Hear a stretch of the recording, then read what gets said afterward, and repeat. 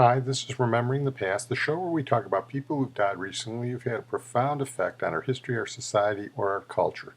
Tonight we're going to start out with Arlene Martel, who died recently at the age of 78. Arlene was a nice Jewish girl from the Bronx. She was born Arlene Saxon. She changed her name when she became an actress in the 1950s. She was a girlfriend for a little while of James Dean. Is it my imagination, or have we done a lot of reports on women who were girlfriends of James Dean? Anyway, Arlene was a television actress primarily, and she did all sorts of television in the 50s and 60s. Man from U.N.C.L.E. and the Monkees and Half Gun Will Travel. She did a Columbo in the 70s, the one that starred Richard Kiley. But she starred in three of the greatest episodes of science fiction on television ever in three different television shows. She's best known, especially to Star Trek fans, as T'Pring, who was supposed to be the bride of Dr. Spock in the Star Trek episode Amok Time. He goes back to Vulcan and they're supposed to get married, but she has different ideas and she sets up a challenge between him and his captain James T. Kirk because she wants to marry some other mope named Stan. Here's what happens. T'Pring, explain. Specify. Why the challenge, and why you chose my captain as your champion? Stan wanted me, I wanted him. I see no logic in preferring Stan over me. You have become much known among our people, Spock, almost a legend. And as the years went by, I came to know that I did not want to be the consort of the legend. That by the laws of our people, I could only divorce you by the caliphate. There was also Stan, who wanted very much to be my consort. And I wanted him. If your captain were Victor, he would not want me, and so I would have Stan. If you were Victor, you would free me because I had dared to challenge, and again I would have Stan. But if you did not free me, it would be the same, for you would be gone. And I would have your name and your property, and Stan would still be there. Logical.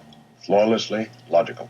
I am honored. Well, it looks like Mr. Spock killed Captain Kirk, but it didn't really happen because Bones came in and saved the day. Arlene also starred in 1964 in one of the great episodes of The Outer Limits called Demon with the Glass Hand, opposite Robert Culp, just before he went on to star in I Spy with Bill Cosby. And this was written by Harlan Ellison. There's another name that keeps popping up in our podcast, including writing for Alfred Hitchcock Presents and Twilight Zone. Here's a snippet of her dialogue and Harlan Ellison and Robert Culp talking about the episode. Oh. It's been a nightmare, but it's over. It's done. Yes. Except for humanity. People of Earth are still missing. The computer's complete now. I can ask for hand.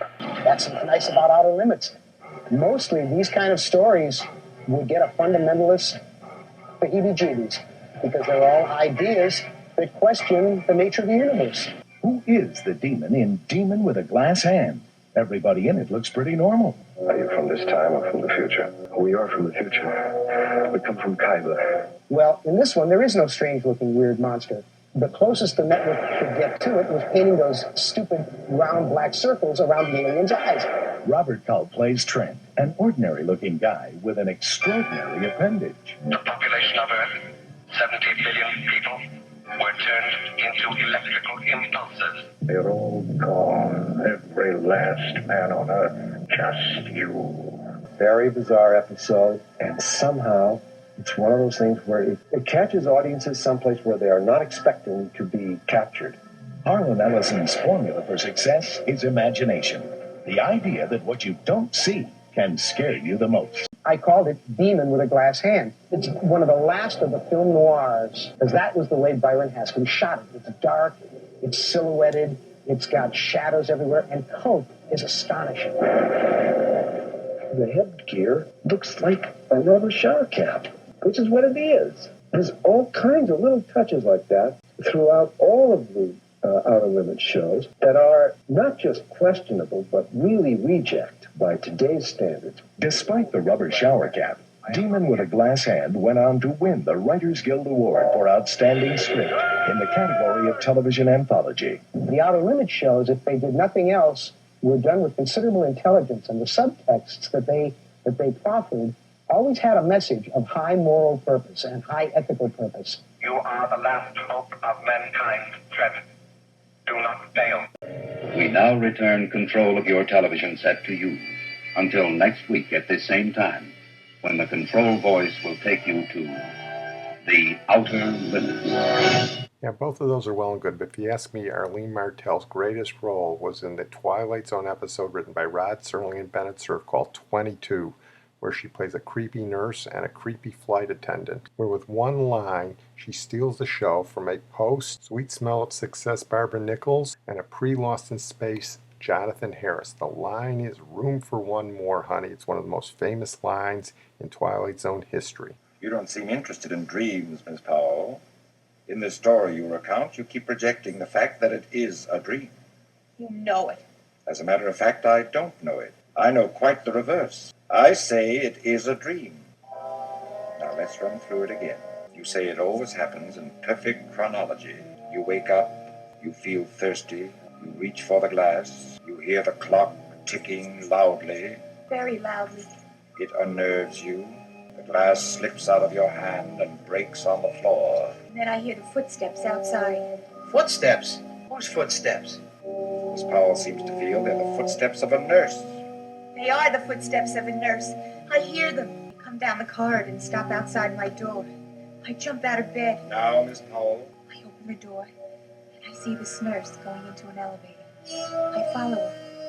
The elevator goes down to the basement floor. Down at the end of the hall, there's a room. Room 22. What kind of room? It's the hospital morgue, Mr. Canada. Miss Powell seems to feel that the nurse comes out of the morgue, looks straight at her and says, "Room for one more, honey." That's what she says, Barney. Room for one more. And then she points to that room. That room where all the stiffs are. Our dream, wouldn't you say, Mr. Canada? It's a weirdo, Doc. It's a very weird dream. It isn't a dream. Miss Powell claims it's one of our nurses assigned to the basement floor. How should I know if it's one of your nurses or not? All I know is the dame comes out of that room, looks at me and says, "Room for one more, honey. You bring her in here. I'll point her out." Boy, will I point her out. I know her face as well as I do my own. Room for one more, honey. Barbara Nichols runs away from the plane she's supposed to be on. Arlene says that line, and then she crashes the plane. The episode's on videotape, and you remember her face real well at the end, I'll tell you that. I'd like to move on now, make a brief mention of B.K.S. Iyengar, who died recently at the age of 95.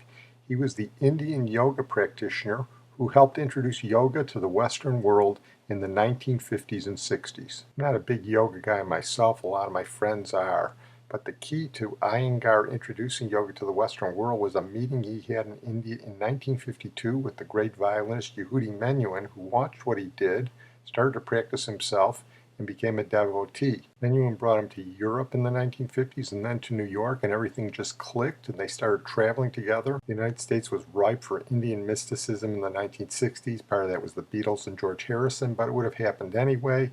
And Iyengar became extremely popular, and he opened up institutes on every continent but Antarctica. Probably could get some devotees in Antarctica too. Here's a BBC report on the life of B.K.S. Iyengar. This is one of many yoga studios across India, which follows the style of yoga known as the Iyengar school, named after the yoga guru B.K.S. Iyengar himself. Now, it's a particularly rigorous form of the discipline. It requires strength, it requires skill, and it requires tremendous concentration. And it's for this reason that B.K.S. Iyengar is often known by many people as the father of modern yoga, because he helped popularize this not just across India, but wide across the world, in more than 70 countries. He brought it's in alignment, concept of alignment in the yoga practices. And he followed the very traditional thing and put it in a very scientific manner, and especially in the neuromuscular field, what the modern medicine cannot do anything, but he shown our ancient traditional system of yoga can lot of things to offer.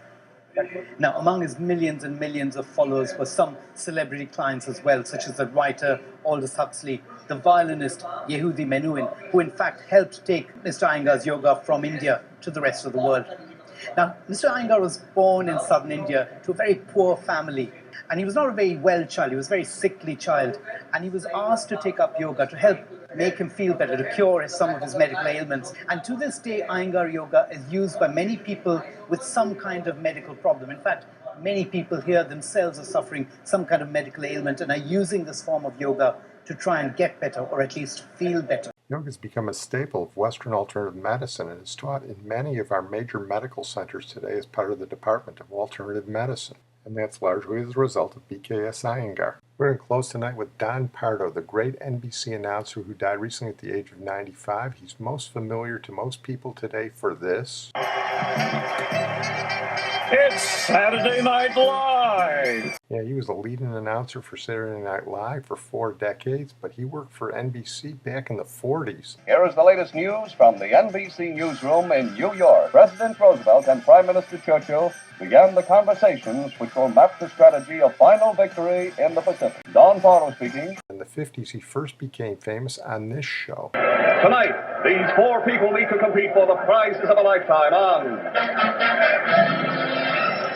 The Price is Right, presented by Pure White Dove, the new bath and beauty bar that's better for your skin than the most expensive soap you can buy.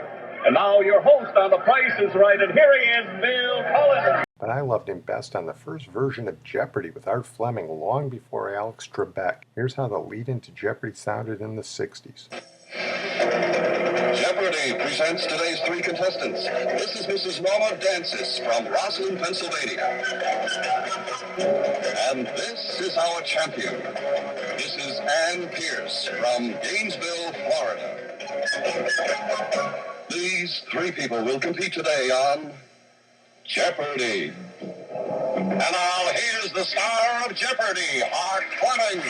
Here he talks about the most famous contestant he ever announced on Jeopardy, John McCain. You mentioned about the early days of Jeopardy.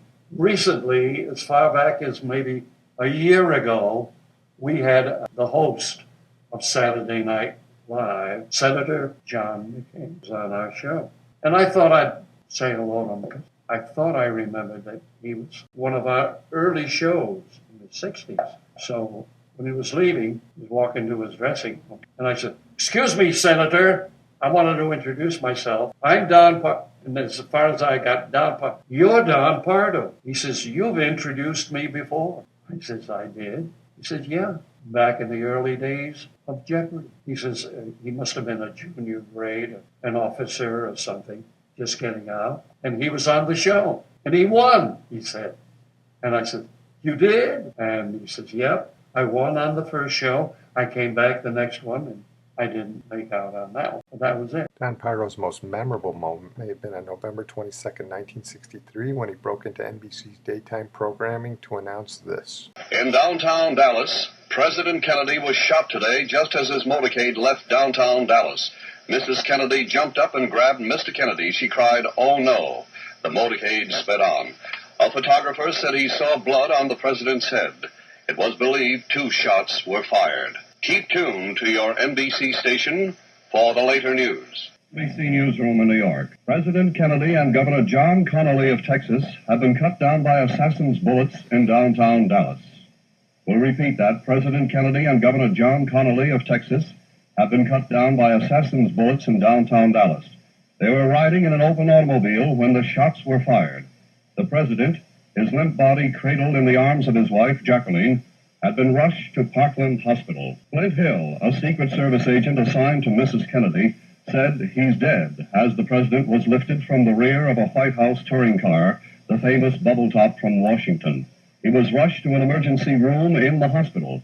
Other White House officials were in doubt as the corridors of the hospital erupted in pandemonium. The incident occurred just east of the triple underpass facing a park in downtown Dallas. Reporters about 5 car lengths behind the chief executive were behind the autocade.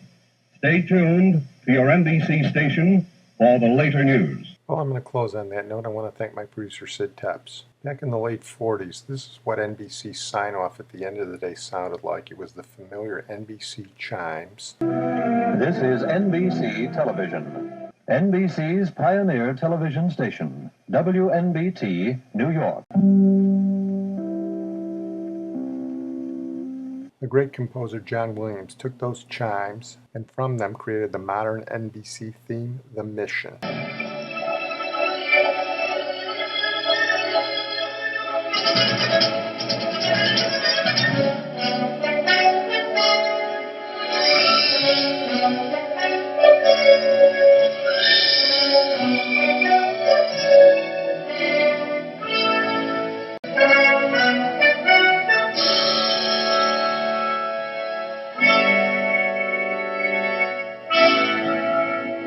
and on Pardo. Enjoy your day.